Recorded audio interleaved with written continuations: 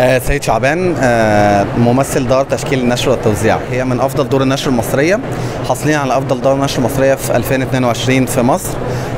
احنا مجالنا متعدد في الصحه النفسيه وعلم النفس والتنميه الذاتيه، الروايات، الادب، الشعر. دي المشاركه الثانيه لينا في الصالون الدولي للكتاب بالجزائر. وفي الحقيقه احنا بنكون سعداء انه نشارك في الجزائر، لان جمهور الجزائر جمهور مثقف واعي، يلتف حوالين التظاهرات الثقافيه اللي من هذا النوع وبينجحها، وطبعا بيكون في اقبال كبير جدا على مختلف الاجنحه ومختلف توجهاتها.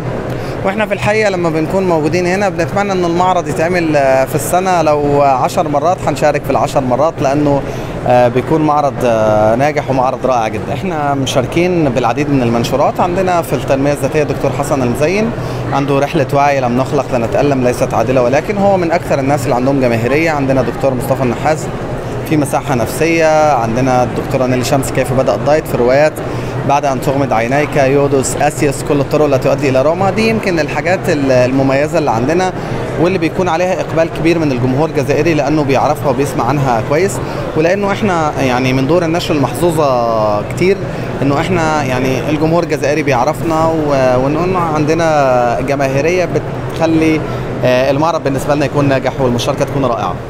والله المقرئة في الوطن العربي على عكس وجهات نظر كتير جدا بتقول انه القراءة بتنحصر واهمية الكتاب بتقل، لا بس بالعكس احنا بنشوف انه في تزايد كبير جدا، وانه حتى التكنولوجيا والتطور والالكترونيات ما بتأثرش على القراءة، لانه يعني احنا اجيالنا والاجيال اللي بعدنا اتربينا على الكتاب، فما نقدرش نتخيل حياتنا من غير الكتاب. وبنتمنى انه يعني طول الوقت تستمر القضية، يعني لانه احنا مأمورين بالقراءة. اقرأ. والله احنا تطلعاتنا طول الوقت مبهرة، لأنه دايما في مؤشرات بتسوق إلى نتائج، فالمؤشرات دائما والرهان على الجمهور الجزائري لا يخيب أبدا، وإحنا نيجي هنا ونكون مطمئنين من النجاح الصالون الدولي للكتاب في الجزائر نجاح يعني إن شاء الله حتمي.